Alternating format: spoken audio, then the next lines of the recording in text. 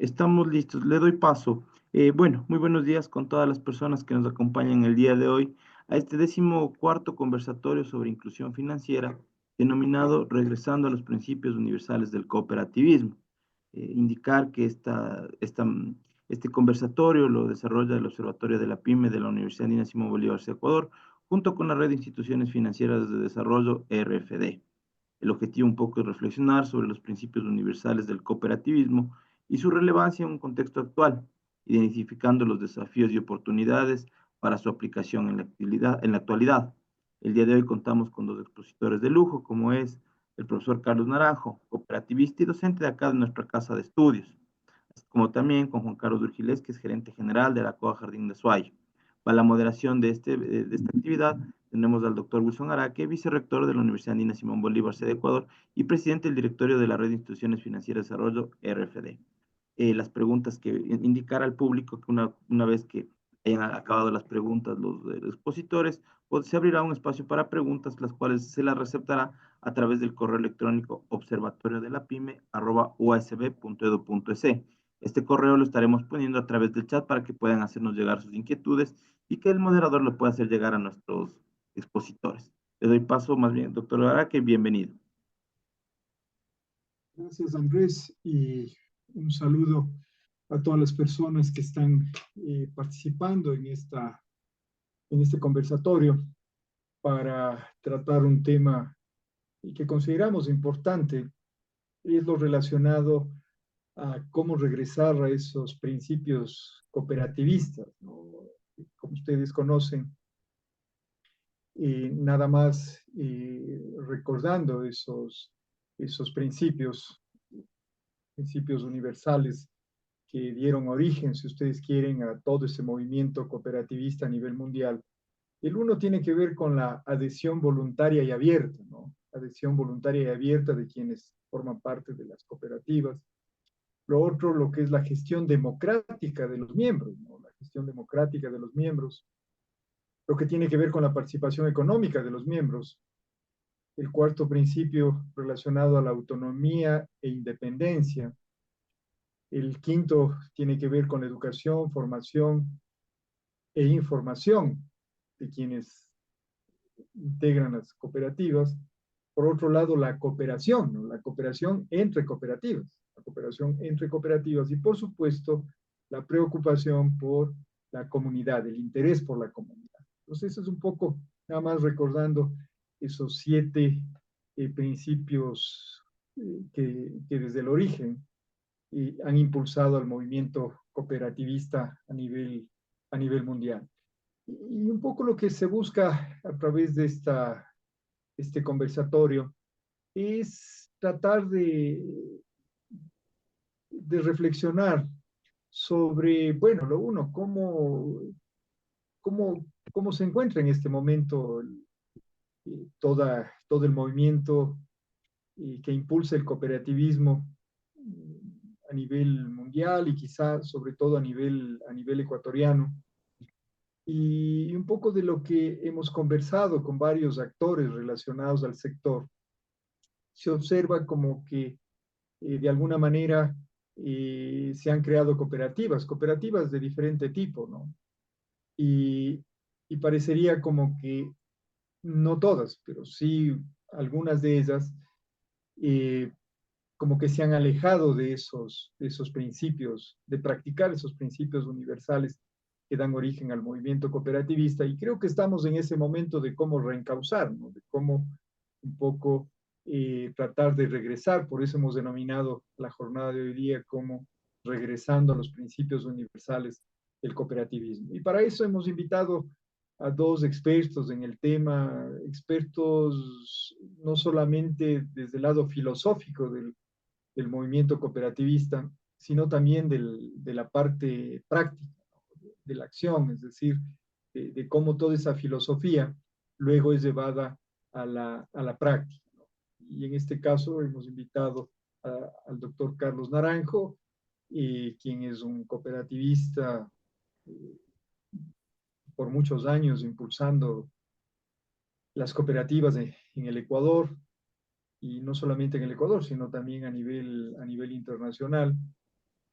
también es docente de nuestra casa de estudios de la Universidad Andina Simón Bolívar.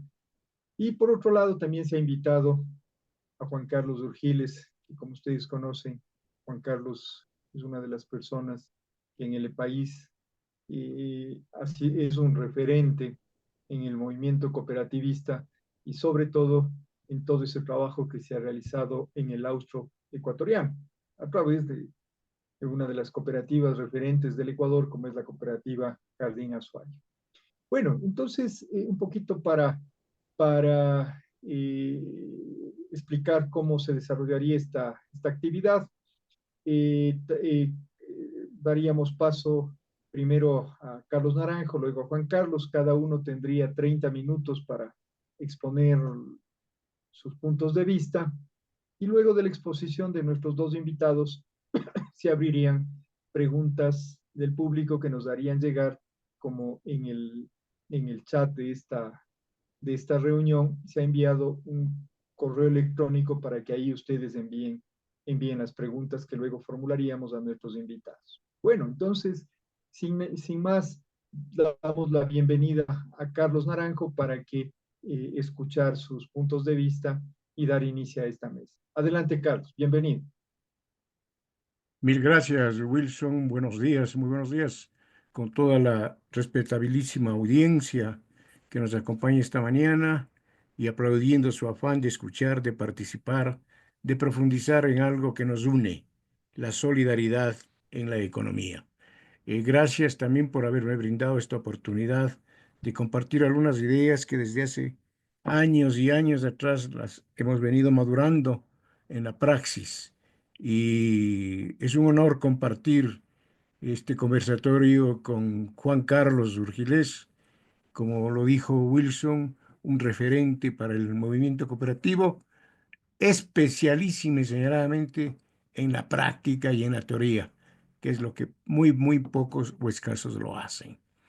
Trataré pues de estar a la altura de las expectativas de ustedes en tercer lugar, ¿no? Y comienzo tocando un tema que es una especie de introducción hacia el cooperativismo. Y es que nadie puede poner en tela de duda en este momento el fracaso de los sistemas económicos, de los dos grandes sistemas económicos que se han desarrollado en la humanidad. El mal denominado socialismo, que en realidad es una dictadura estatista, y el neoliberalismo igualmente, o capitalismo a ultranza. Ni el uno ni el otro sistema han solucionado los problemas de inequidad en la distribución, de salud, de educación y hoy por hoy en estos días de acceso a la tecnología de las clases populares. La inequidad en la distribución de riqueza es alarmante, alarmante. El 5% de la población mundial es dueño del 90% de los bienes o de la riqueza económica.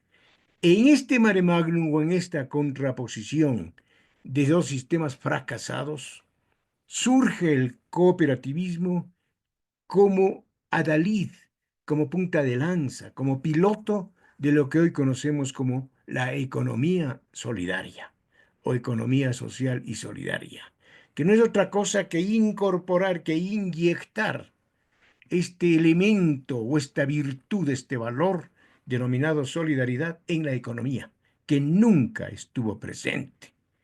Eh, no es del tema detallar el desarrollo también del concepto de solidaridad, será materia de otra ocasión, pero en todo caso, permítame que les diga una cosa, por lo menos yo he revisado al menos unos 8 o 10 diccionarios de economía y en ninguno de ellos existe la denominación o la palabra solidaridad.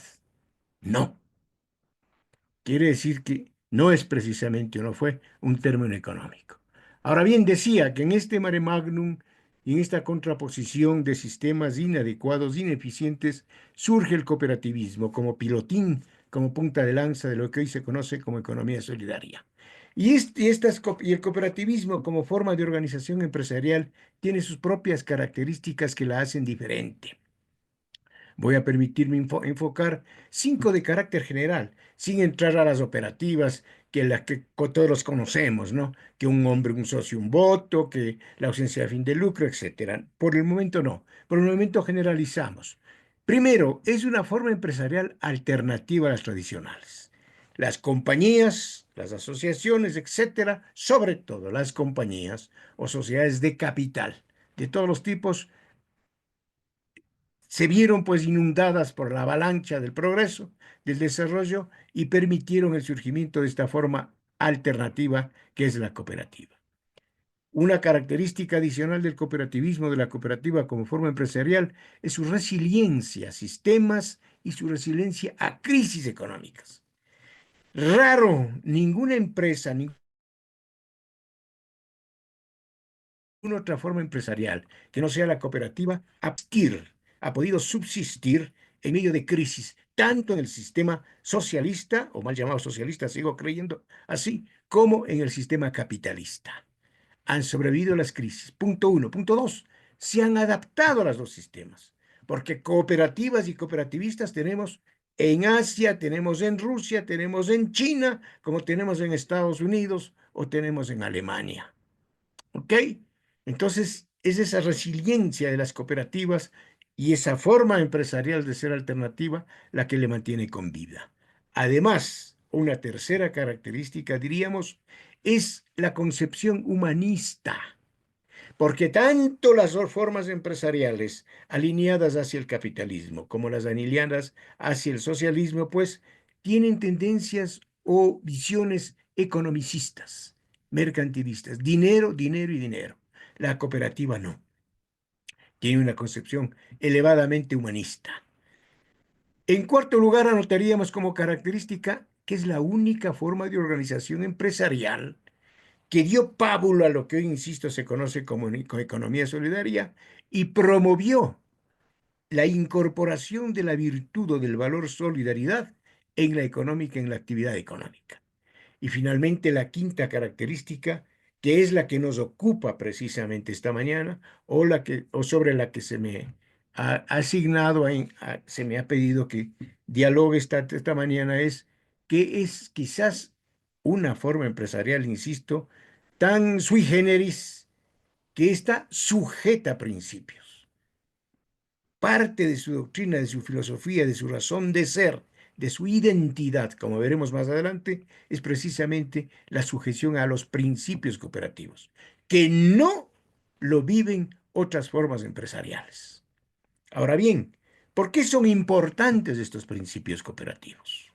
Entramos a otro subtemita, la importancia de los principios cooperativos. En primer lugar, porque generan identidad, porque permiten que las cooperativas tengan su propia naturaleza, su propia carta de presentación, su propia imagen que les distingue de todas las demás formas empresariales de organización o de organización empresarial. Esto es, las cooperativas son únicas.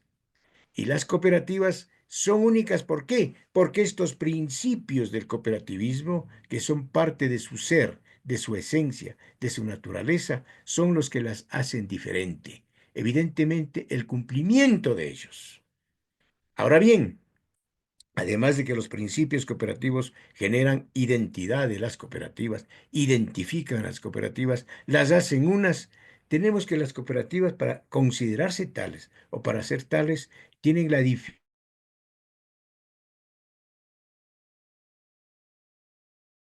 tarea, discutible en estos momentos, obviamente, de que deben ser cumplidos en su totalidad. No es que este principio sí se cumple y este otro no se cumple por una u otra circunstancia, no. Para ser identificada, considerada, valorada como una cooperativa, debe cumplir con todos los principios.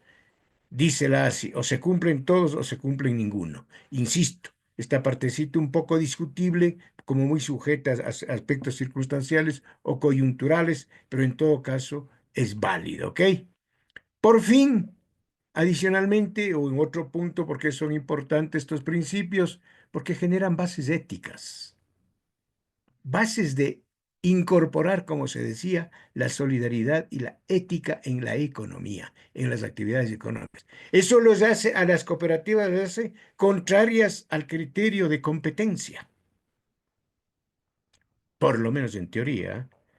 ¿Ah? ¿Por qué? Porque fomentan la cooperación en lugar de la competencia. Porque fomentan el egoísmo las empresas capitalistas. En cambio, frente a ese egoísmo fomentado por la empresa capitalista, las cooperativas promueven la solidaridad, la cooperación, la coparticipación. ¿Ok? ¿Por qué? Porque las cooperativas, en el marco de generar bases éticas, son precisamente todo lo contrario al individualismo que propone o que pregona la empresa de capital o las sociedades de capital. ¿Ok? ¿Por qué? Porque tienen reglas de funcionamiento propias y exclusivas de las cooperativas. Aquí entramos ya a los principios. Estos principios son cooperativos, son precisamente los que se constituyen en las reglas de funcionamiento, de operación de las cooperativas. Recordemos que sobre los principios tenemos los valores del cooperativismo. Los valores inmutables. Los valores no cambian, no podrían cambiar, si no dejarían de ser valores. Los principios como reglas, como normas de funcionamiento, sí son cambiantes. A continuación mismo vamos a ver la evolución que han tenido estos principios del cooperativismo. Finalmente, ¿por qué son importantes los principios del cooperativo? No, finalmente, perdón, me falta un hito. Porque son fuentes de derecho. Los principios del cooperativismo se han constituido con el paso de los años en fuentes de derecho. Se ha logrado prácticamente en todas las legislaciones del mundo, están en cierta forma, diríamos, considerados, incorporados en las legislaciones. En unos casos, descriptivamente totalmente. En otros casos, como en la legislación ecuatoriana, por ejemplo, una referencia. Recuerden que el artículo 28 de nuestra LOEPS nos dice que las cooperativas cumplirán los principios del cooperativismo. Hay otras normas de nuestra legislación que en cierta forma desarrollan el uso hacia un voto, por ejemplo. Está desarrollado como norma legislativa. Y así hay otras legislaciones en las que hacen igualmente referencias y otras que ponen expresamente la denominación de cada uno de los principios cooperativos. Lo importante es que se ha constituido o se han constituido los principios cooperativos en fuentes de derecho. Adicionalmente, han permitido que su aplicación, su sujeción, sea considerada como fuente jurisprudencial. Hay muchos casos, mis queridos compañeros, sobre todo en Argentina, Colombia y Costa Rica, a nivel sudamericano, a nivel latinoamericano, perdón, Costa Rica no es Sudamérica, que constituyen o donde se han dictado jurisprudencia por los más altos organismos judiciales sustentada, fundamentada en los principios cooperativos. En el caso ecuatoriano tenemos una, aunque ustedes no lo crean, ojo, y una de hace como 25 años atrás, a propósito de cooperativas de vivienda. Es muy interesante esa jurisprudencia que se refiere o se sustenta en los principios del cooperativismo. Y hay una sentencia también de la Corte Suprema sobre un juicio contencioso administrativo también, en la que igualmente sustenta y sienta jurisprudencia en base a los principios cooperativos. Otro momento podríamos conversar sobre eso. Y finalmente, en el marco de esa importancia que tienen los principios cooperativos, encontramos que son una guía educacional, una guía formativa. ¿Por qué? Porque los principios del cooperativismo y su aplicación constituyen una verdadera escuela de democracia, una escuela de formación profesional. El profesional se forma sujeto a principios, aplicando esos principios. Y porque es también una escuela de formación empresarial, porque los principios o su aplicación, su estudio, su praxis, su incorporación legislativa forman empresarios solidarios. No por eso ineficientes, sí solidarios. Eso es lo que el país necesita, lo que los países necesitan. Entonces hemos visto, los principios del cooperativismo son importantes porque generan identidad, ¿ok?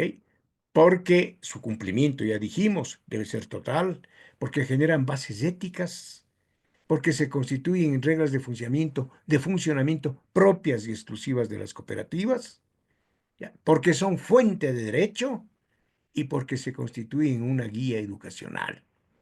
Ahora bien, ¿de dónde nos vienen y de cuándo nos asoman los principios cooperativos? Ahí nos remontamos a tres etapas históricas que me he permitido yo calificarlas o clasificarlas si ustedes quieren. La primera que va de Rochdale, 1844-1937. En el Estatuto de Rochdale, de la cooperativa, de los pioneros, como se conoce, los equitativos pioneros de Rochdale, en ese estatuto ya se mencionan los principios cooperativos. Cuando dice la cooperativa, se sujetará en sus actividades a los siguientes bases y principios y desarrolla lo que más tarde se va conociendo como los principios del cooperativismo. Hasta que en 1895 se constituye la ASI, la, la Asociación Internacional de Cooperativas, ¿no? Se constituye con cooperativas y sobre todo organismos de cúpula de determinados países. Al momento actual, 144 países son miembros de la Alianza Cooperativa Internacional. Y esta Alianza Cooperativa Internacional tiene un congreso en París en 1937. Ahí es donde que digámoslo así, se consolida, se categoriza, se eleva o se desarrolla los principios del Estatuto de Rochdale y se los lanza, se los proclama como principios universales del cooperativismo. Y fueron 7. Estos primeros principios fueron 7. Libre adhesión y retiro voluntario, control democrático, neutralidad política y religiosa, interés limitado al capital, el retorno de excedentes, la educación cooperativa y ventas al contado. Noten ustedes que especialmente con aquello de ventas al contado, destaca, por así decirlo, la orientación mayoritaria que tenía el cooperativismo en aquella época, que era hacia el consumo. El cooperativismo de consumo es el que más primaba en aquella época, ¿no? Y ahí también hablamos de neutralidad política y religiosa. Esta es la primera etapa evolutiva de Rochdale de 1844, como les decía, a París en 1937. Luego tenemos una segunda etapa en este proceso evolutivo de los principios, que es de París 1937 a Viena 1966. El cooperativismo entre el 37 y el 66, 30 años prácticamente, evidentemente fue desarrollando, fue cambiando. Recordemos que en esa época incluso el mundo sufrió la Segunda Guerra Mundial. Eso cambió evidentemente muchísimas cosas. Pero increíblemente los efectos de la Segunda Guerra Mundial también fueron efectos positivos, por así decirlo, para incrementar la cooperación, la solidaridad entre los seres humanos. Y como la solidaridad es la fuente del cooperativismo, pues evidente permitieron un mejor desarrollo de las cooperativas. Pero a su vez llevaron a reflexionar sobre principios como el de la neutralidad política y religiosa, que siendo una regla, pero parecía que impedía el desarrollo de otros principios. De ahí que se le resolvió incorporarle dentro del principio del control democrático, porque se dijo que al hablar de libertad y de democracia estaba incorporada la neutralidad política y la neutralidad religiosa. ¿Ok? Y también se consideró que el principio de ventas al contado ya no era aplicable porque ya las cooperativas habían diversificado su actividad económica y ya para entonces teníamos cooperativas de ahorro y crédito, cooperativas de producción agrícola, teníamos ya varios tipos de cooperativas. Entonces ya no era prudente mantener como principio para todas ventas al contado. Se lo suprimió y se lo reemplazó en ese entonces, se lo sustituyó con un principio de cooperación entre cooperativas. Se decía en aquel entonces que así como existe la cooperación entre los humanos, entre las personas naturales, para su autodesarrollo, para su crecimiento económico, para satisfacer sus necesidades mediante empresas autogestionarias, así también estas empresas para crecer, desarrollarse, expandirse, deben cooperar entre ellas. Y surgió como principio la cooperación entre cooperativas, conocida también como integración cooperativa, que hoy, con el paso de los 50 años y pico de Viena, nos está demostrando que es de urgentísima necesidad su verdadera aplicación. Lo veremos más adelante, porque para este momento actual, nada mejor que la integración de las cooperativas.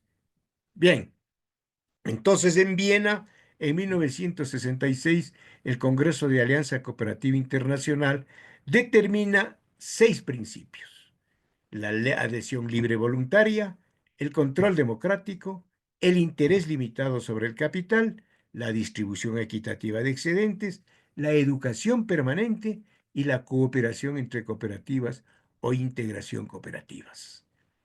Sigue su marcha el mundo, sigue su desarrollo, su evolución, el planeta, la tecnología se desarrolla enormemente, las telecomunicaciones ustedes ya conocen, las computadoras, la digitalización, el transistor primero, luego el chip, etcétera, etcétera, y nos transcurrimos entre Viena de 1966 a Manchester en 1995. En este año se cumplió el centenario de creación de Alianza Cooperativa Internacional y se lo llevó el Congreso a Manchester, porque precisamente Manchester es como quien diría la cabecera cantonal de donde está Rochdale, donde se constituyó la primera cooperativa, considerada la primera cooperativa en el mundo, ¿no? Rochdale está apenas a 15 kilómetros de Manchester. Entonces, por eso llevó el Congreso por el centenario de Alianza allá. Y para esto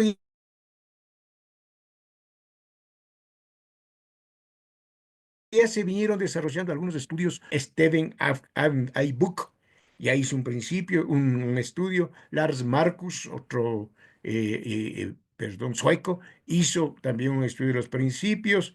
Bien, Atkins, algunos hicieron estudios y se presentaron de manera que en el Congreso de Manchester se resolvió redefinir los principios cooperativos. Pero esta vez se avanzó más.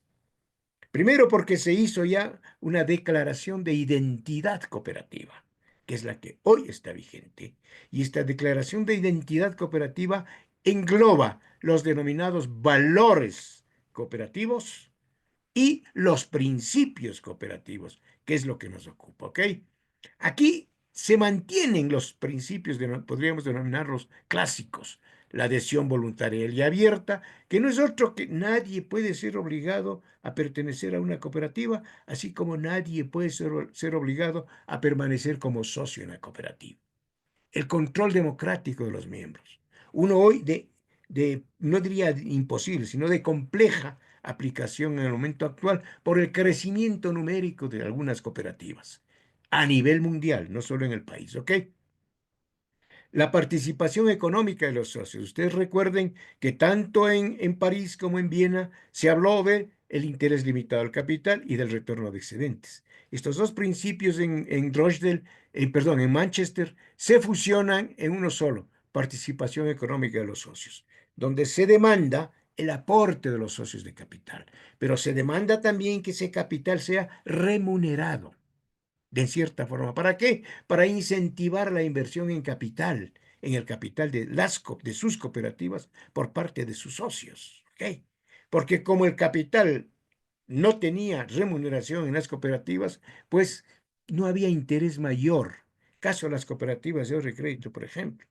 Hoy por hoy, ya, en el mayo del 23 se incorporó una reforma a la LOEPS en la cual ya se admite o se permite o se determina que las cooperativas de ahorro y crédito específicamente, y no en general, pueden pagar dividendos al capital aportado por los socios. Evidentemente esos dividendos estarán en función de los excedentes y ya del criterio que cada cooperativa aplique. Pero lo importante es que ya estamos, miren ustedes, recogiendo en la legislación ecuatoriana uno de los nuevos principios. Entonces es ese, y evidentemente también ahí se fusiona en participación económica de los socios, la devolución de excedentes o retorno de excedentes. Este principio es importantísimo, sobre todo porque aquí nos distancia y nos permite diferenciar con mayor precisión aquello de la utilidad o ganancias, lucro, de el no lucro, la ausencia de fin de lucro, el retorno de excedentes. Entonces, las cooperativas no generan utilidades ni ganancias y cuantamente las no son susceptibles de reparto entre sus socios. Por consiguiente, no hay lucro. ¿Y por qué no hay lucro? Porque las cooperativas generan excedentes en las operaciones con sus socios, pero como son los mismos socios los propietarios de la cooperativa, no pueden lucrar consigo mismos. Entonces se habla de devolución de lo que se le cobró al socio en exceso por el servicio que la cooperativa le brindó. Se incorpora un principio importante, la autonomía e independencia, autogestión.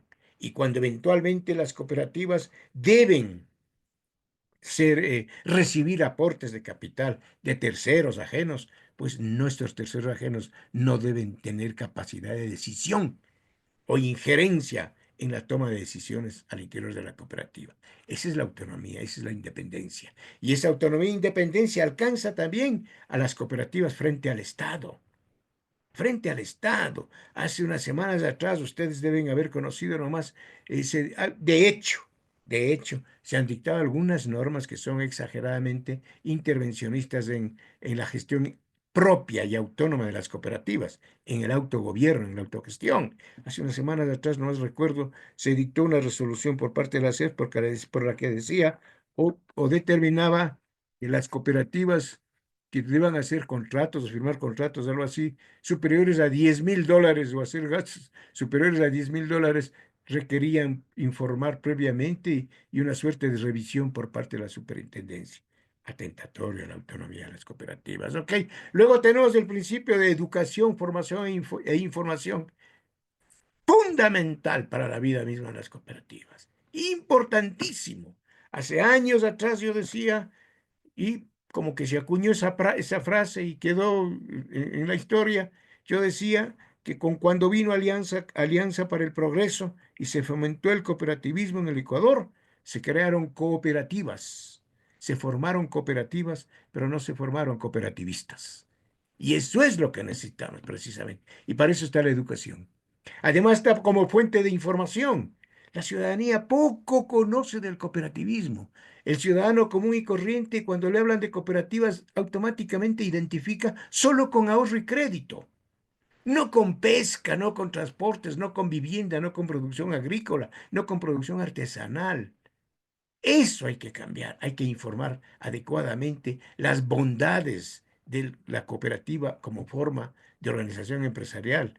Entonces, es eso la educación, es eso, es la formación. La educación debe ser en los tres niveles, escuela, colegio y universidad. Ojo, tanto en la antigua ley de cooperativas como en la LOEPS actual, consta la obligatoriedad del Estado de que en todos los establecimientos educacionales se instituya la asignatura del cooperativismo. Desde el 1966 está vigente esa norma en dos leyes y no se cumple. Educación. El siguiente principio importantísimo,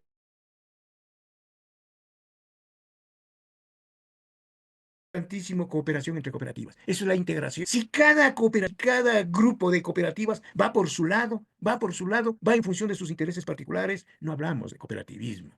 Es la integración. En los países donde ha funcionado, donde se ha desarrollado enormemente el cooperativismo y tiene una enorme incidencia en la economía de esos países, es porque están integrados las cooperativas.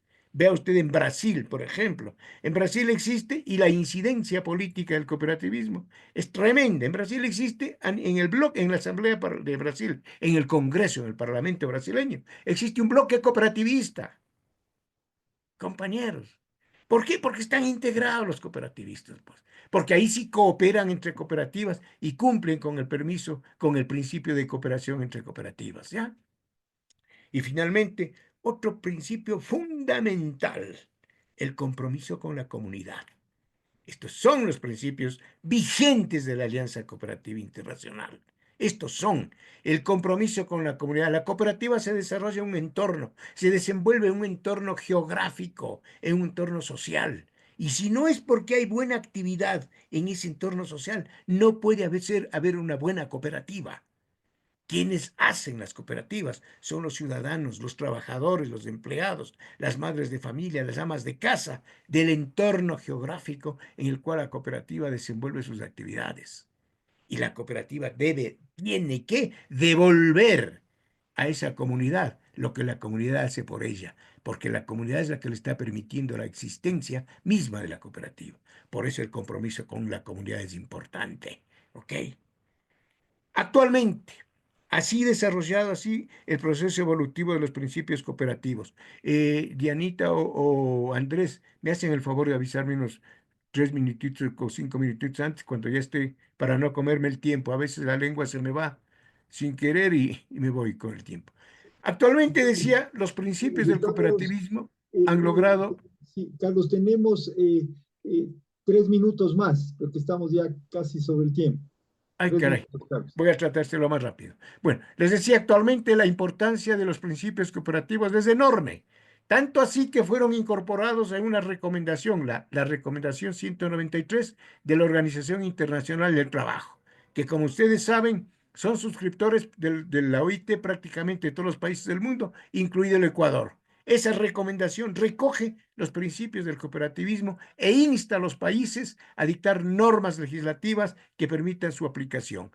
Los principios han sido reconocidos por Naciones Unidas en varios informes y resoluciones del secretario general, tanto que la última, como ustedes conocen, declara el año 2025 como Año Internacional de las Cooperativas, ¿ok? Constan los principios incorporados en lo que se conoce como el Estatuto de Cooperativas de la Unión Europea, un solo estatuto y que abre la posibilidad de constituir cooperativas, llamémoslas multinacionales o internacionales o supranacionales a nivel de Unión Europea. Algo similar ocurre con el Estatuto de Cooperativas del Mercosur. Los principios han permitido una enorme incidencia económica de las cooperativas. Al momento se habla de 1.200 millones de socios en todas las cooperativas del planeta. Cantidad importantísima, ¿no? Tenía previsto un detalle de varios países para destacar el desarrollo del cooperativismo, pero el tiempo me impide hacerlo, me van a disculpar que no lo haya. En todo caso, la vigencia de los principios, mis queridos, más que vigencia, diría yo, es vivencia, porque las cooperativas están compitiendo y tienen que hacerlo con esos principios en un mercado ajeno a ellas. Las reglas de juego de la competencia no la pusieron las cooperativas, lo pusieron las sociedades de capital. Es una competencia desigual, ¿ok? A veces hay una indiferencia del Estado hacia el cooperativismo y finalmente hay una desinformación. No toda la ciudadanía conoce lo que realmente es la vivencia o son los principios cooperativos, ¿no? Y sobre todo en épocas como la actual, y hablamos de digitalización, de software, de tecnología, de energía solar, energía eólica, etcétera, campos propicios para que se creen y desarrollen cooperativas, que de hecho ya existen en otros países. Entonces, el futuro del cooperativismo está, mis queridos compañeros, en enfrentar, en confrontar.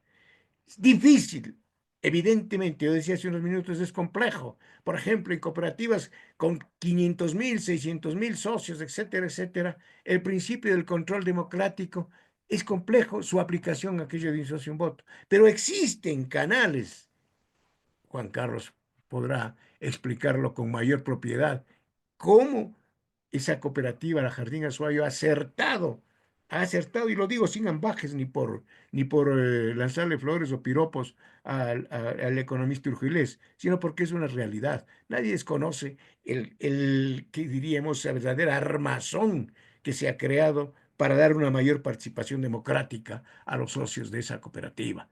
Y bien, ahí tenemos las cooperativas y los principios cooperativos, especialmente el de educación e información, tiene que enfrentarse con las tecnologías. Las cooperativas deben incorporar nuevas tecnologías digitales en su desarrollo, pero ojo, sin perder su identidad.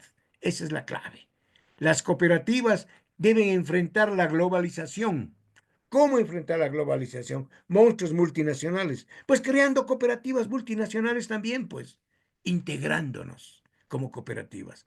Como cooperativas sueltas somos hasta competidoras a ratos. Casi podemos decir, No quiero decir enemigas, nunca eso, hablar de cooperativas enemigas. Pero si estamos juntas y hacemos una alianza estratégica o nos funcionamos, seremos mucho mejores o serán muchos mejores cooperativas. Es decir, deben también existir cooperativas multinacionales, deben existir cooperativas formando o vinculadas mediante alianzas estratégicas, ¿ok? Deben visibilizar sus beneficios frente al público en general. Eso es enfrentar a la globalización, ¿ok? Y por fin, tenemos un grave compromiso, no solo como cooperativistas, sino como ciudadanos del mundo. Es el desarrollo sostenible. Y eso se vincula ¿con qué? Con el compromiso, con el principio que hablamos de compromiso con la comunidad. Hay que desarrollar a través de las cooperativas proyectos alineados con los ODS de Naciones Unidas. Hay que desarrollar proyectos alineados con la inclusión, no solo la inclusión financiera, la inclusión social, la inclusión económica, la inclusión educativa, ¿ok? No solamente la inclusión financiera. Es decir, las cooperativas tienen que convertirse en aplicación de los principios, de este principio del que estamos hablando, en parte misma de la comunidad, porque son parte de la comunidad. La evolución de los principios, ustedes han escuchado, mis queridos contertulios, ha sido constante, se han adaptado a los cambios. Ciertamente que existen dificultades hoy para su cumplimiento, pero el futuro de estos principios radica precisamente en la capacidad de los cooperativistas para promover innovación, adaptando al mundo en cambio esos principios, pero sin perder sus valores esenciales. Eso se logrará formando una nueva generación de cooperativistas. Gracias. Muchísimas gracias a Carlos, muy importante su exposición. Y ahora vamos a dar la bienvenida a Juan Carlos Urgiles, para que de igual manera nos comente y sobre todo exponga sus puntos de vista relacionados al tema central de este conversatorio que se ha intitulado Regresando a los principios universales del cooperativismo. Bienvenido, Juan Carlos. Muchísimas gracias a todas y todos, Wilson. Muchas gracias por el espacio, a la universidad, a la Red Financiera de Desarrollo. Miren, lo primero que tengo que decir es que aprendo del doctor Carlos Naranjo siempre alguna cosa, así es que muchas gracias, doctor Carlitos. Algunas cosas que yo quería reforzar o recoger de lo que dijo Carlos. Dos cosas son importantísimas. La primera es eso de la solidaridad que él pasó rápidamente. ¿Y por qué pasa rápidamente? Porque dice, es un término que no existe en la economía. Horror. El problema es que nuestra economía no es la economía que debería ser, o la otra economía. Es una economía basada en una sola lógica, sin tomar en cuenta la economía del cuidado, la economía de la vida. Eso me parece muy importante.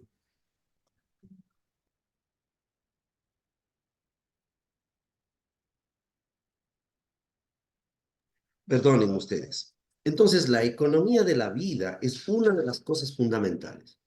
En un texto que leí hace algunos años del doctor Jorge Pragulat, del Instituto de Economía Social de la Universidad 3 de Febrero de Argentina, él hacía una segregación y una diferencia entre lo que es para esta economía una economía del cuidado y una economía de lucro.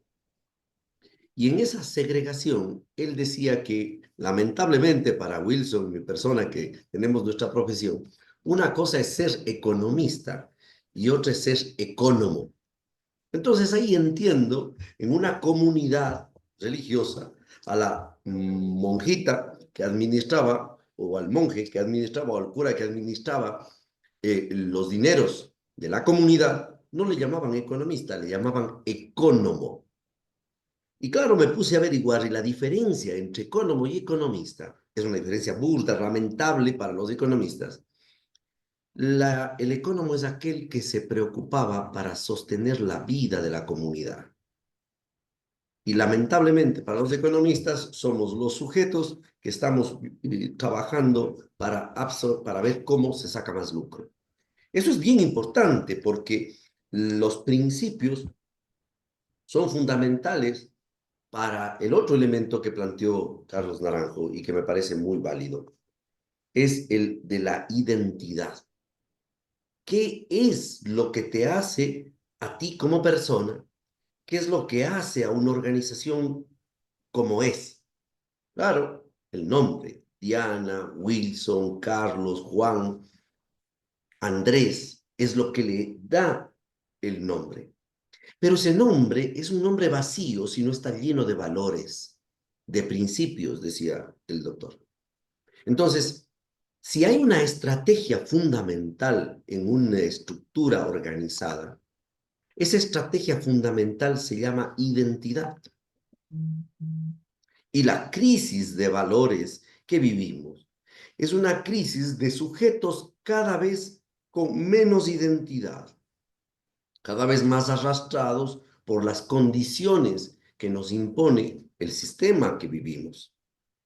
Y en los principios en una persona son los que le dotan de identidad, al igual que en una organización los principios son los que dotan de identidad y construyen detrás de esos principios una manera de ser, de actuar de las personas, pero también de las organizaciones. Y creo que esos dos elementos sirven para triangular algunas cosas. Hay que entender también de dónde nace el sistema cooperativo. Nace como sistema cooperativo. Voy a alargarme unos 2 minutos o 3 minutos a recontar la historia que contó Carlos Naranjo, pero de una manera, desde mi forma de ver. Y vamos a regresar al momento en el que los pioneros de Rochdale inician esa sociedad. Pero en el contexto de esa sociedad, uno de los problemas fundamentales que vivía era lo que Polanyi expresó con la llegada de la industrialización. La máquina del diablo que destroza al ser humano en el proceso productivo. Finales del siglo XIX, la reacción de la clase trabajadora con la Internacional Socialista, inicios del siglo XX, con procesos tan violentos o tan fuertes como la Revolución de Octubre en Rusia, el proceso y la situación tan crítica italiana con Gramsci, la situación que ocurría en México a inicios del siglo XX con el zapatismo y el reclamo de los trabajadores de la tierra por la tierra, lo que ocurría también en el afán de los trabajadores en Latinoamérica, da como producto ese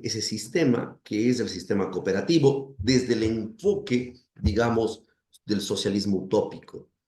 Pero por el otro lado, en esa época, la Iglesia Católica lanza el Rerum Novarum, una encíclica que plantea una cercanía hacia y el reconocimiento del derecho de los trabajadores al trabajo y al trabajo digno. Es este caldo de cultivo el que hace que el sistema, como cooperativismo, surja en el mundo basado en unos principios alternos a la situación. Desde el lado más izquierdoso, ya vemos los socialistas utópicos, desde las revoluciones, pero por el otro lado, desde la misma iglesia, reconociendo al ser humano como principio y fin de la actividad económica.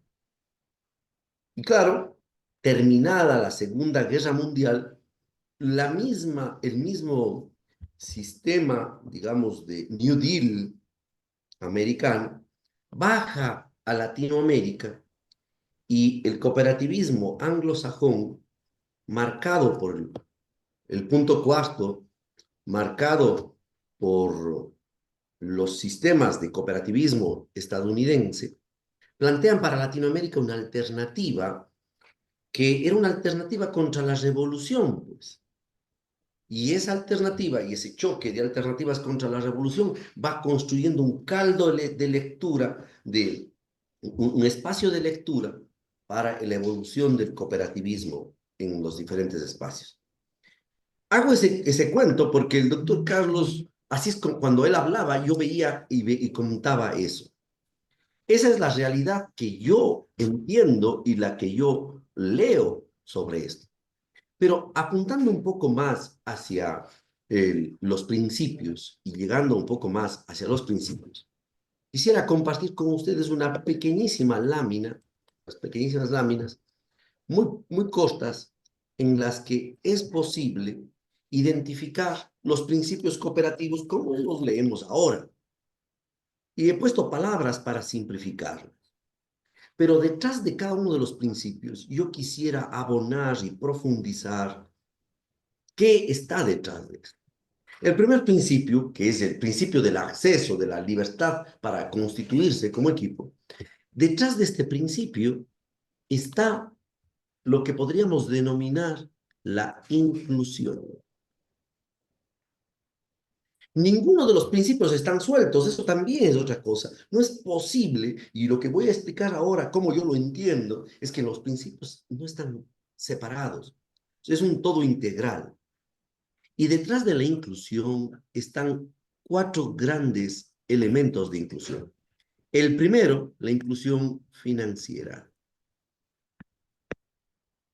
Esto para las cooperativas de ahorro y crédito, es donde yo trabajo. Pero no es solo la inclusión financiera, es también la inclusión económica. La inclusión financiera son acceso y uso de servicios financieros, pero la inclusión económica es la capacidad de generar empleo para que las personas puedan integrarse. El tercer elemento es la inclusión social. La inclusión social como una necesidad real de lo que hoy vivimos. Esas fracturas, ese individualismo institucionalizado e institucionalizante que hablaba el doctor Naranjo, tiene su contrapartida o tiene su antídoto a través del proceso de inclusión social que ahora más que nunca necesitamos. El cuarto elemento es la inclusión política. Miren, hay cómo hacer inclusión financiera, inclusión económica, hasta inclusión social. Pero imaginemos a otro tipo de instituciones queriendo hacer inclusión política. Es casi imposible que una empresa privada pueda hacer inclusión política, a no ser que reparta de manera igualitaria sus acciones.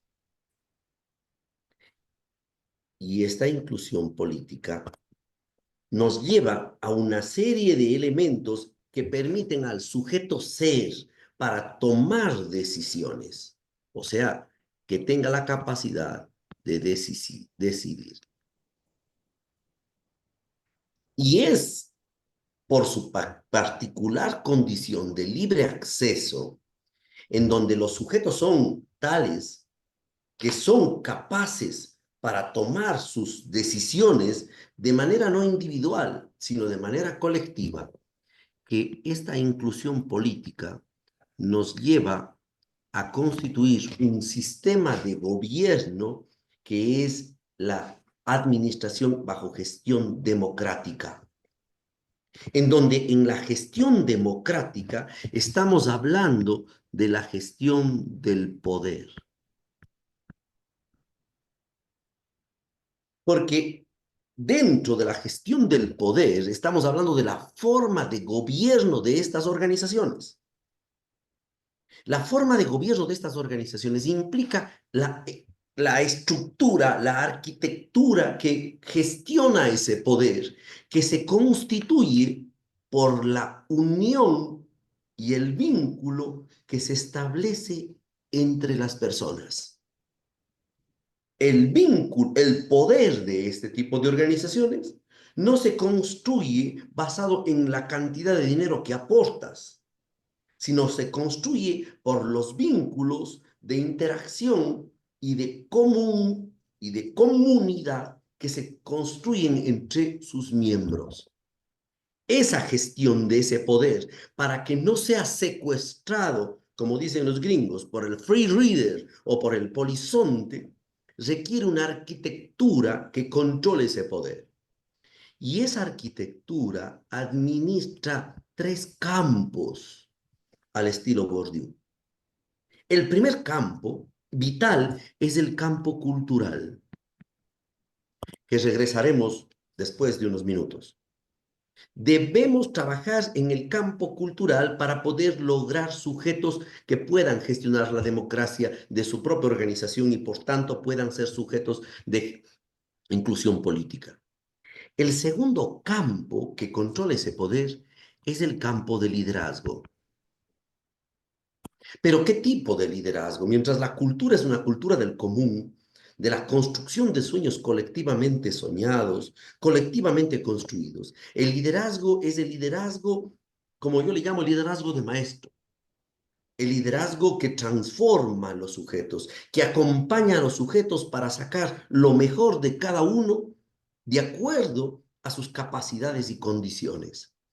Por el otro lado, está el campo de la operatividad y de la norma, el campo normativo. Entonces, son esos 4 elementos que están incluidos dentro del gobierno democrático, porque es gobierno democrático.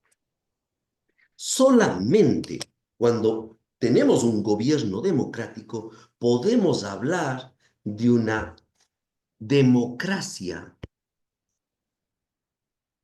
económica.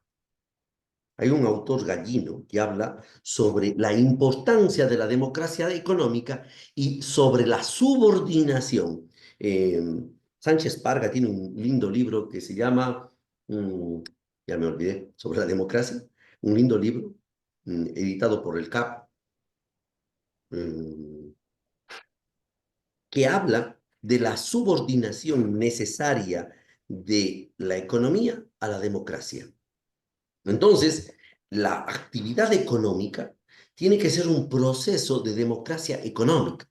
Nos falta el tiempo para explicar cómo esto se transmuta y se explica en el manejo de las tasas de interés, si es de emisión financiera o de los precios y los costos, tanto de la mano de obra, tanto del precio de oferta y de demanda.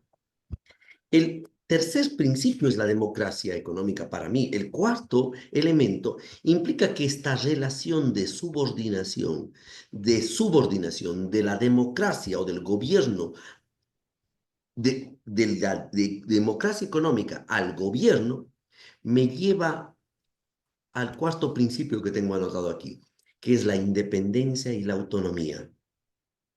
Independencia y autonomía que se basa en la subordinación de la democracia económica, o sea, de la economía, por el gobierno o por la polis, que está construida por sujetos con capacidad y criterio. Pero la única forma de que sea posible una democracia, y ahí van a ver los problemas que tenemos, es que sin educación, o sea, sin educación, la democracia deriva en oclocracia, que es un relajo total de administración en donde cada quien se cree señor del resto y en donde el sistema de dominio y de violencia física y simbólica está amarrado a la capacidad de fuerza, a la capacidad económica y no al derecho a la vida.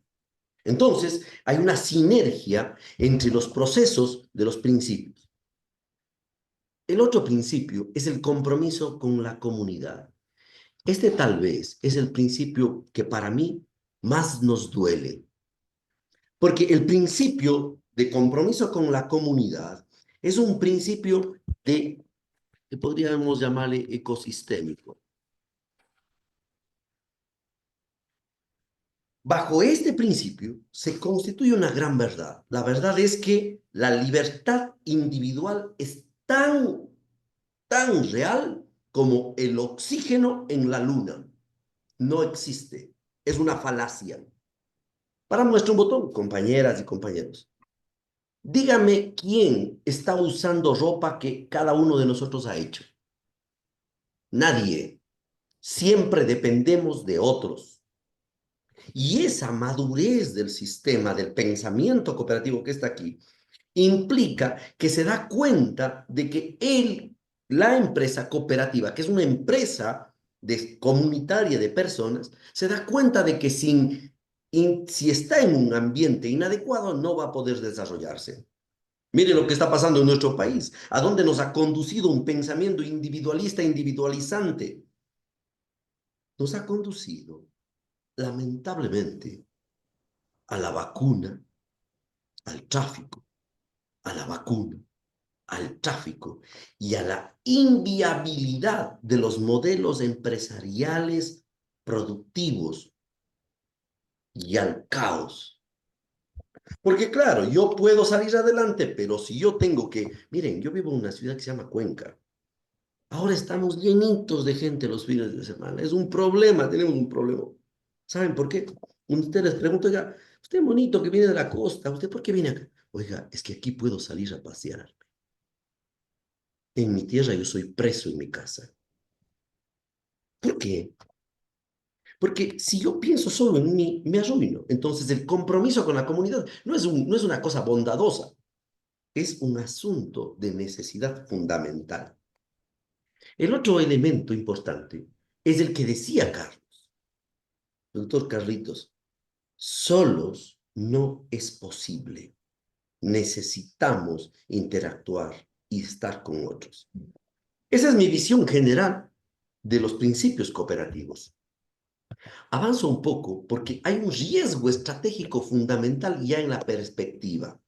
Cuando yo quiero levantar la perspectiva, y hace unos días estaba en una presentación en donde estaba justo tocando este punto, hay un riesgo fundamental y es un riesgo estratégico para todos. Es la pérdida de la presencia de este modelo en el imaginario social ecuatoriano.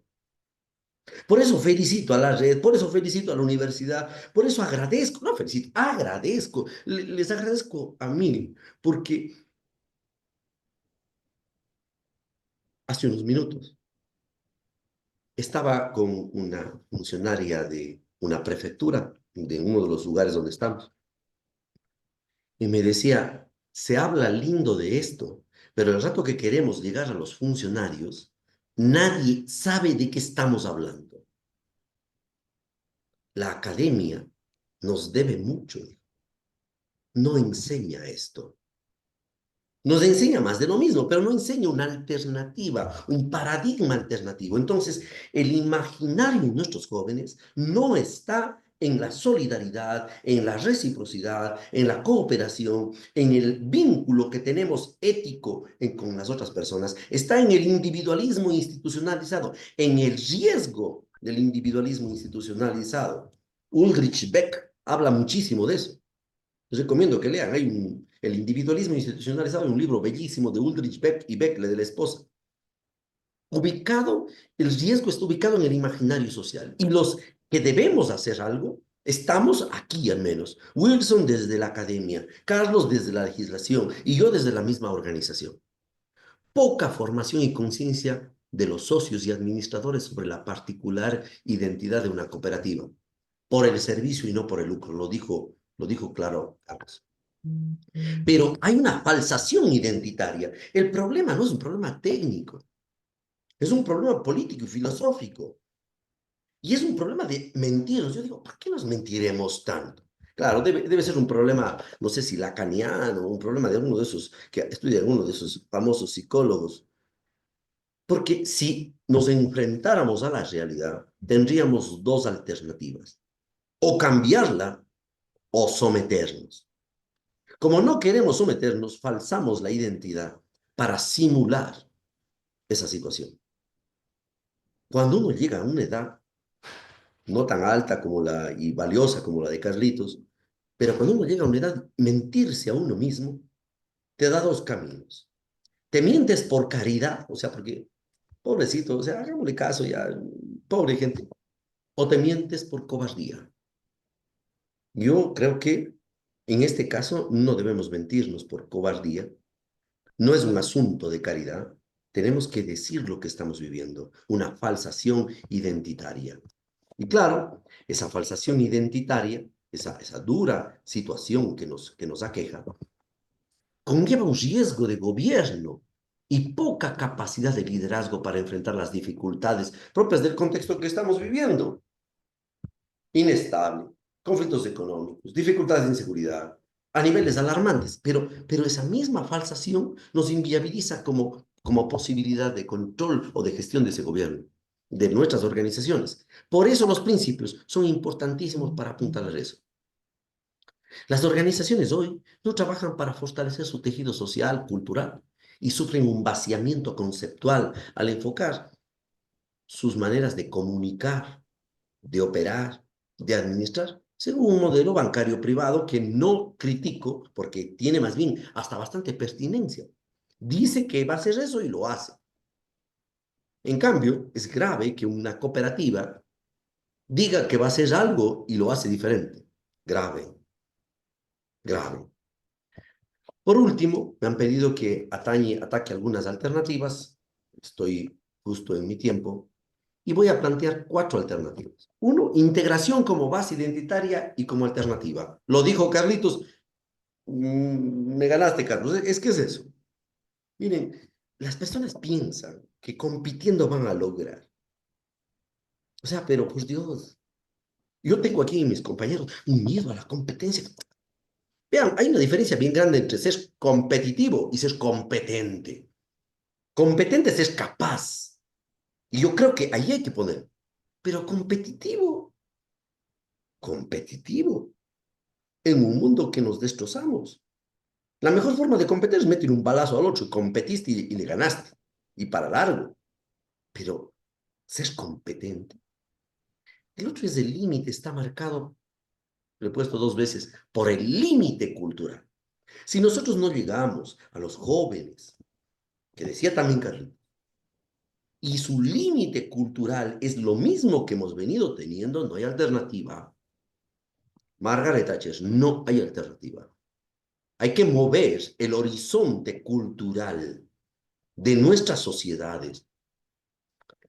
Adicionalmente a eso, el fortalecimiento de los procesos y mejora de la identidad cooperativa, principalmente de los jóvenes, con servicios pertinentes, con lectura adecuada de sus dolores y entender al cooperativismo como un paradigma empresarial. También lo dijo el Carlos, yo no sé, Carlitos, pero conversamos nosotros anoche, por eso.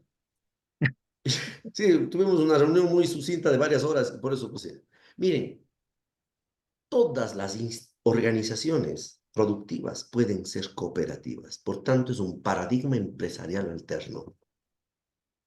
Muchas gracias, disculpen la emoción.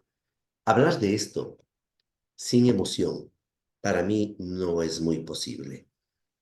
A veces debería ser más mesurado, más sesudo, inclusive para que hasta me hagan caso, digan, este no está loco, pero, pero sin emoción no creo que se logra mucho. Gracias a ustedes he aprendido mucho. Gracias. Gracias, Juan Carlos. Es muy importante igual la exposición de Juan Carlos y creo que hay varias coincidencias, ¿no? Tanto de lo que dijo Juan Carlos como lo que señaló Carlos. Bueno, lo uno, ¿no? Este tema de trabajar en conjunto, ¿no? En definitiva, enfrentar esos desafíos, como Carlos señalaba, el mundo cambia, el entorno cambia. Ahora los desafíos son mayores. Cuando le escuchaba a Carlos, se me venía a la mente lo que estamos viviendo ahora, ¿no? Vivimos y es una realidad, vivimos una realidad en donde, por ejemplo, la digitalización luego de la pandemia del COVID-19 explotó. Y claro, la digitalización está en un proceso de desarrollo a una velocidad que se vuelve casi imparable, ¿no?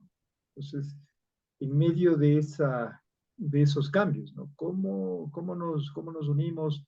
¿Cómo logramos? Creo que tanto Carlos como Juan Carlos enfocaron su exposición muy bien a recordarnos de esos principios universales del cooperativismo, ¿no? Y uno de ellos, hablando esto de trabajar en conjunto, de unirnos, es el que tiene que ver con la cooperación entre cooperativas, ¿no? Creo que eso es importante, ¿no? O sea, cómo fortalecer realmente ese trabajo eh, eh, sinérgico, ¿no? Ese trabajo sinérgico. Y lo otro, que también al escucharle a Carlos y a Juan Carlos, y voy a citar también a una tercera persona que quizá no está acá, pero me parece que Carlos estuvo cuando visitó la Universidad Andina, inclusive estuvo en el Foro Internacional del Emprendedor como expositor. Eh, uno de los representantes de este modelo de cooperativismo a nivel mundial, que es Mondragón. Y él nos hacía ver de que en definitiva cooperativas se pueden crear en cualquier ámbito. Yo recuerdo que cuando él exponía señalaba que dentro del grupo Mondragón habían como cerca de 60 o más de 60 tipos de cooperativas, ¿no?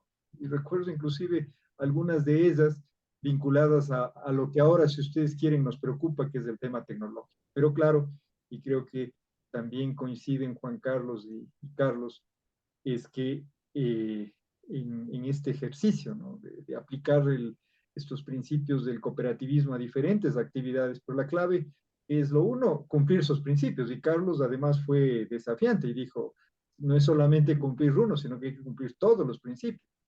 Hay que cumplir todos los principios y de esa manera no se pierde esa identidad, no se pierde esa identidad, sobre todo de esa también que coincidió Carlos y Juan Carlos, esa forma diferente de ver a la economía, esa forma diferente de ver a la economía. Juan Carlos, yo tomé nota aquí, creo que soy muy bueno para tomar notas, aquí tengo un montón de papelitos que son esos aprendizajes, es una de las cosas que más me gusta cuando hago de moderador, porque uno aprende tomando nota, y Juan Carlos aquí decía, una cosa es ser competente y otra cosa es ser competitivo, ¿no? Y yo creo que eso es importante. O sea, cuando hablamos de competentes es justamente desarrollar esas capacidades, ¿no? Para hacer mejor las cosas, para servir mejor a la sociedad. Si somos una cooperativa de ahorro y crédito, si somos una cooperativa de construcción, si somos una cooperativa de transporte, si somos una cooperativa agrícola, si somos cualquier tipo de cooperativa, ¿cómo desarrollamos, cómo nos volvemos fuertes, cómo desarrollamos esas habilidades, esas competencias, ¿no es cierto?, como personas, como instituciones, para que eso nos permita servir de mejor manera a las personas, a los seres humanos.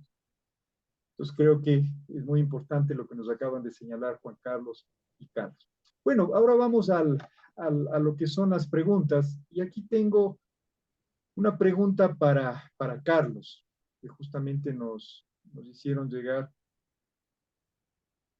hace un momento, y dice así, ¿no?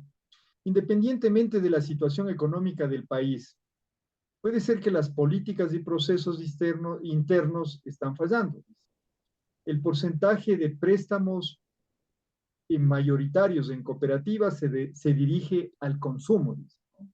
Está refiriéndose a las cooperativas de ahorro y crédito. Dice, el porcentaje de préstamos mayoritariamente en cooperativas se dirige al consumo. Entonces la pregunta nos dice, ¿no deberían priorizarse más bien a la economía familiar y el negocio?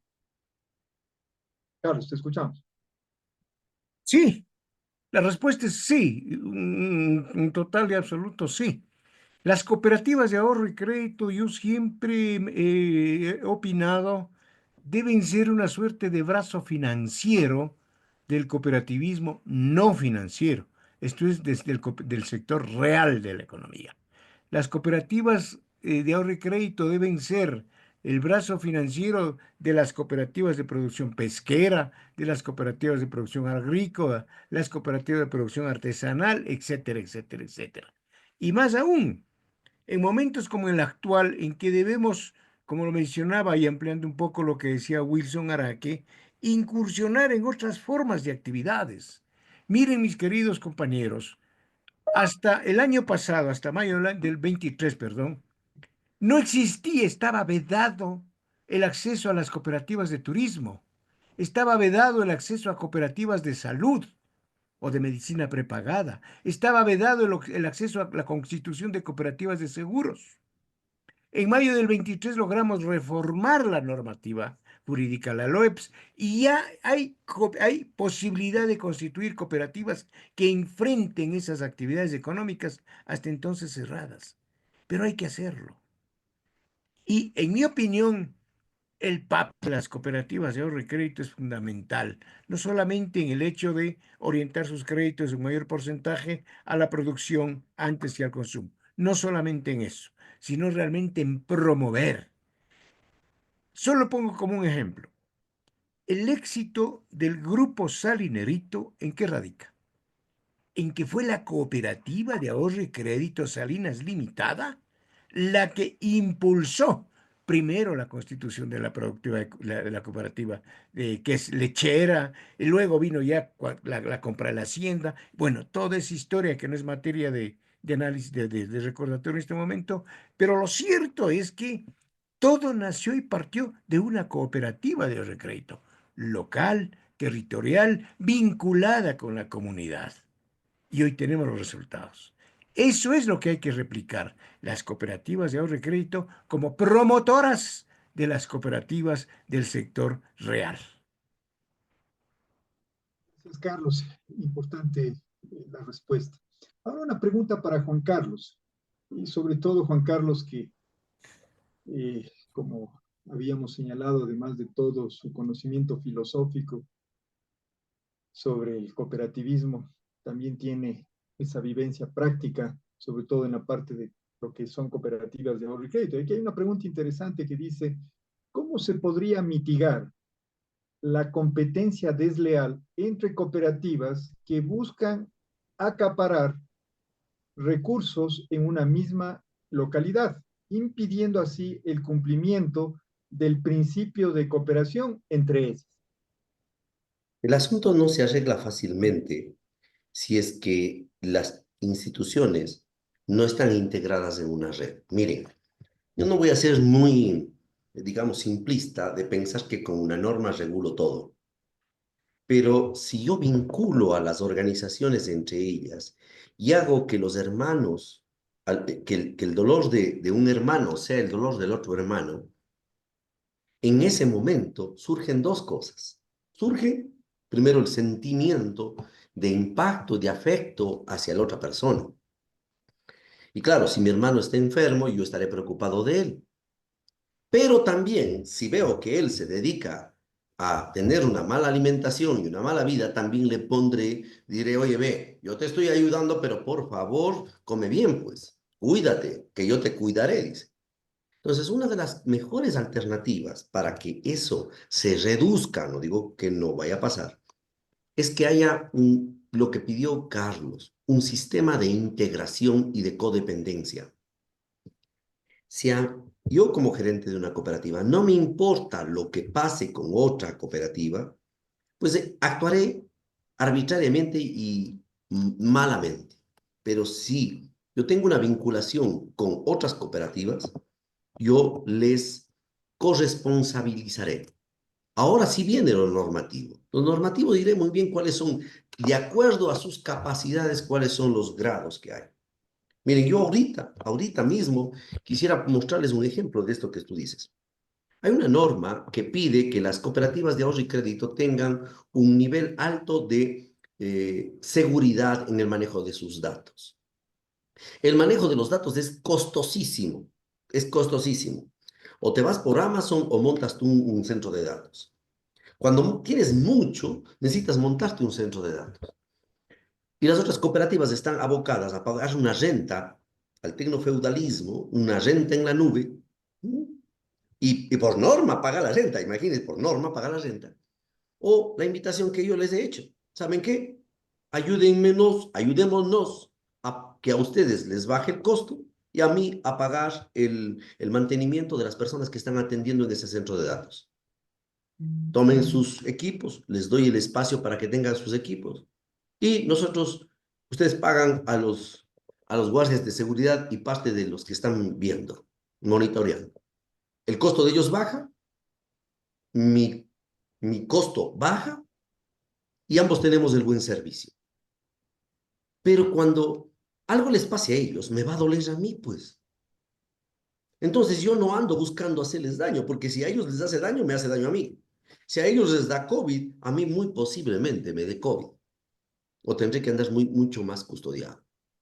Entonces, lo que pasa en el cooperativismo guatemalteco, todas las cooperativas para tener el derecho de operar tienen que abonar a un fondo mancomunado para garantía de depósitos. El fondo de garantía de depósitos es privado de ellas. Entonces ellos andan muy pendientes de que una cooperativa le haga daño a otra, porque si le hace daño a otra, él mismo tendrá que pagar el daño. Esa es una explicación, algo más compleja de lo que me preguntaron. No es un simple hecho de hacer una norma. Tengo que hacer sentir que somos hermanos y que tenemos vínculos entre nosotros. Eso, Wilson, gracias. Gracias, excelente, Juan Carlos. Bueno, vamos con una pregunta más para cada uno de nuestros invitados. Para Carlos Naranjo, ¿cómo se podría lograr el, el que se formen cooperativistas, o sea, lograr consolidar esa sociedad en donde el cooperativismo sea conocido y sea llevado a la práctica? Igualmente, como la pregunta anterior, la respuesta es una sola palabra: educación. Aplicación del principio cooperativo, del quinto principio cooperativo, que nos habla de la educación, formación e información. La educación como principio del cooperativismo y como fuente de generación de nuevos cooperativistas, hay que entenderla como un paquete, como un conglomerado. No solamente es parte de la educación escolar. Deben ser tres etapas bien formadas. La una, que podría ser escolar, donde haya una suerte de inducción hacia el cooperativismo o de educir los atributos de solidaridad, los valores de solidaridad que en el fondo de todos los seres humanos existen. Entonces, en el niño, en la escuela, en la primera etapa educacional, sacarle esos valores solidarios a relucir y enseñarle que el cooperativismo, que las cooperativas y que el principio de educación cooperativa es un soporte para que ese valor intrínseco, con natural, se desarrolle y se produzca. En una segunda fase vendría propiamente la información. Y el principio nos dice, educación es educación, información y formación. La información. Pero la información tiene que ser primero amplia, transparente, oportuna y completa de todo lo que es el cooperativismo, con sus virtudes y con sus defectos.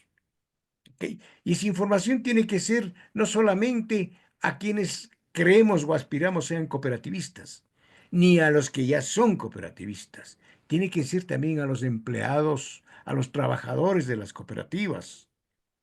¿Okay? Juan Carlos Urgilés mencionaba algo muy acertado.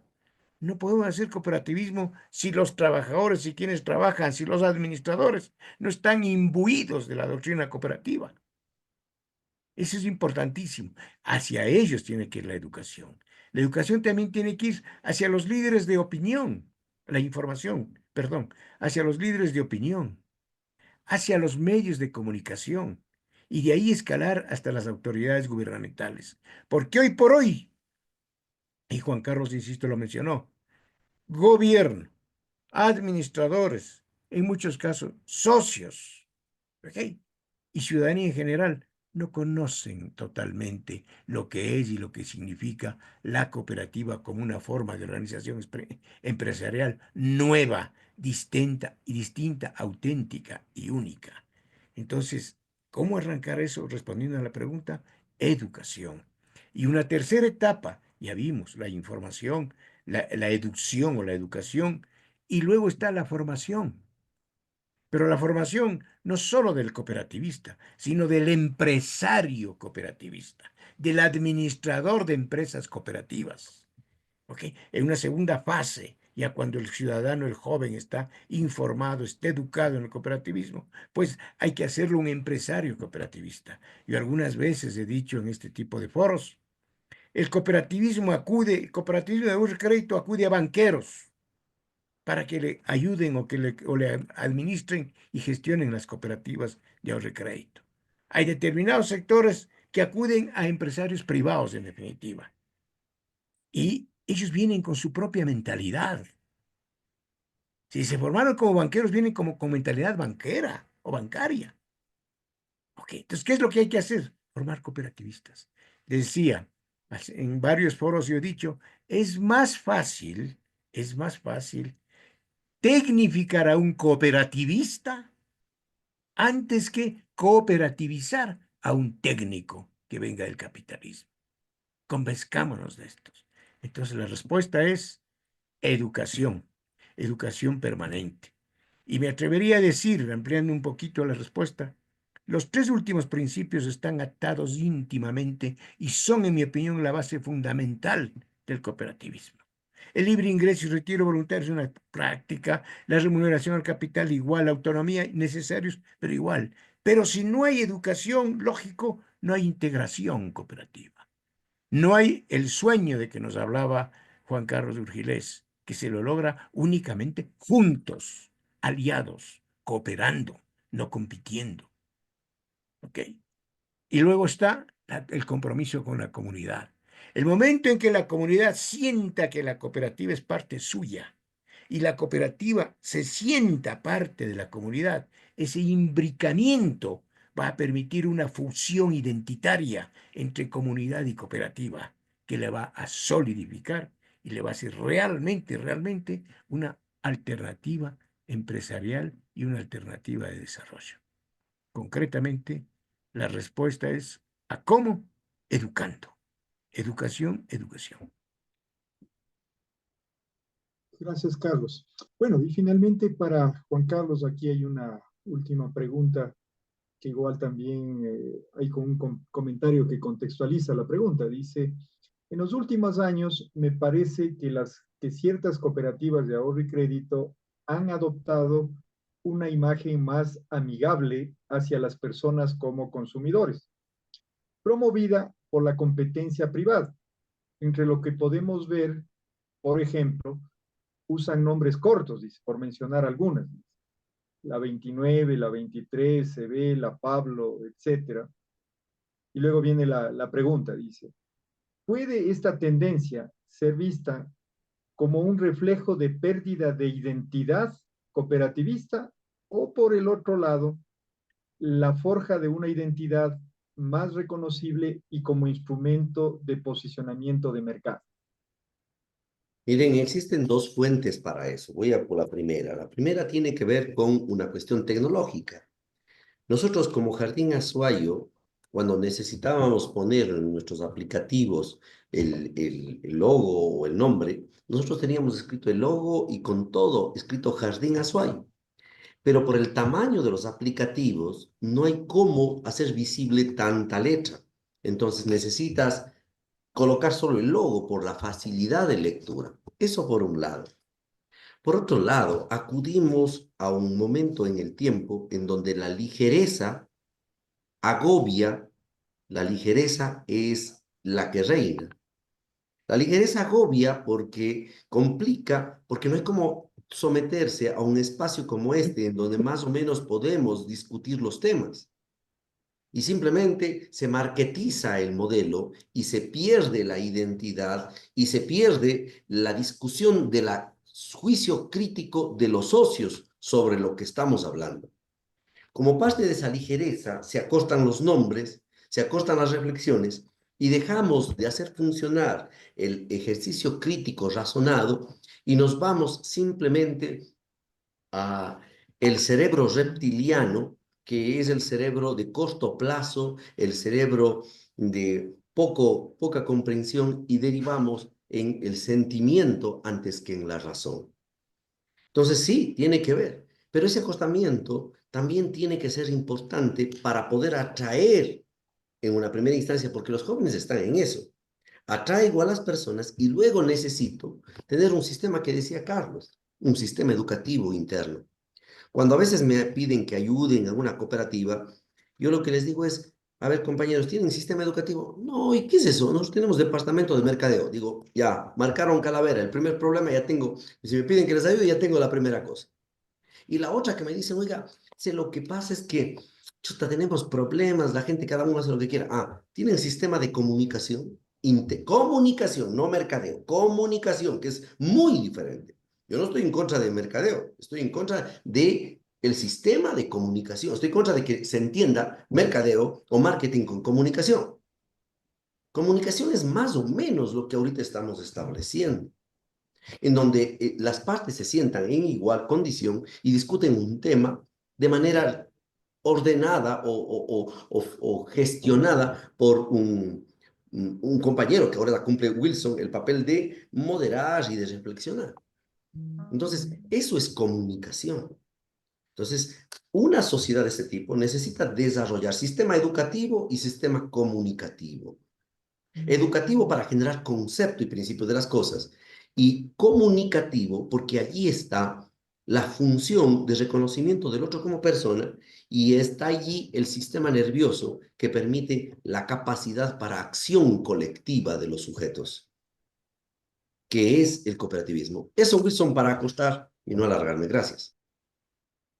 Muchísimas gracias, Juan Carlos, y nada más nos queda también agradecer a Carlos y por supuesto a todas las personas que se conectaron el día de hoy, y creo que son aprendizajes que nos quedan producto de esta reflexión de la mañana, y sobre todo un desafío que al escucharle tanto a Carlos como a Juan Carlos, y creo que ahí la academia puede jugar un rol importante, por supuesto, ¿no? En alianza con las instituciones que están muy de cerca con la realidad, como es la Red de Instituciones Financieras de Desarrollo, la RFD, y más actores. Y creo que el día de hoy hemos dado inicio a si ustedes quieren, a una especie de una cruzada. Yo creo que hay que plantearnos como una especie de una cruzada a nivel local, a nivel nacional.